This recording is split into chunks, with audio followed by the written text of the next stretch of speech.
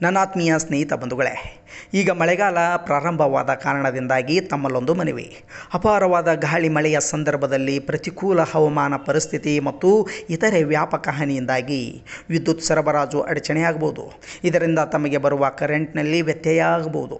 ಸ್ನೇಹಿತರೆ, ಈ ಸಂದರ್ಭದಲ್ಲಿ ತಾವುಗಳು ಕರೆಂಟನ್ನು ಸರಿಪಡಿಸಲು ಹರಸಾಹಸ ಮಾಡುತ್ತಿರುವ ಲೈನ್ಮನ್ಗಳಿಗೆ ಪದೇ ಪದೇ ಕರೆಗಳನ್ನು ಮಾಡಿ ಅವರಿಗೆ ತೊಂದರೆ ಕೊಡಬೇಡಿ. ಹಾನಿಯಾದ ವಿದ್ಯುತ್ತನ್ನು ಸರಿಪಡಿಸಲು ಸ್ವಲ್ಪ ಸಮಯ ತೆಗೆದುಕೊಳ್ಳುತ್ತದೆ. ಅದಕ್ಕಾಗಿ ಸ್ನೇಹಿತ ಬಂಧುಗಳೇ, ತಾವೆಲ್ಲರೂ ತಾಳ್ಮೆಯಿಂದ ಇರಿ ಮತ್ತು ವಿದ್ಯುತ್ ಇಲಾಖೆ ಸುರಕ್ಷಿತ ಮತ್ತು ಪರಿಣಾಮಕಾರಿಯಾದ ಪ್ರಕ್ರಿಯೆಗಳನ್ನು ನೆರವೇರಿಸಲು ಒಂದು ಅವಕಾಶವನ್ನು ನೀಡಿ.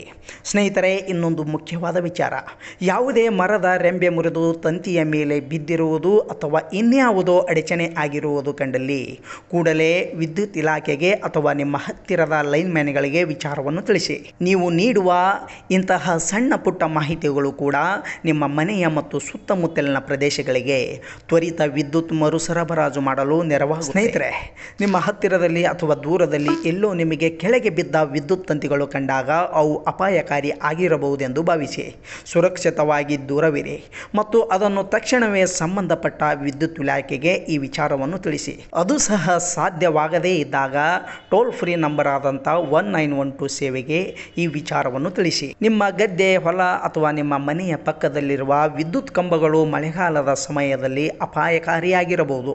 ಸಾಧ್ಯವಾದಷ್ಟು ಅವುಗಳನ್ನು ಮುಟ್ಟದಿರಿ.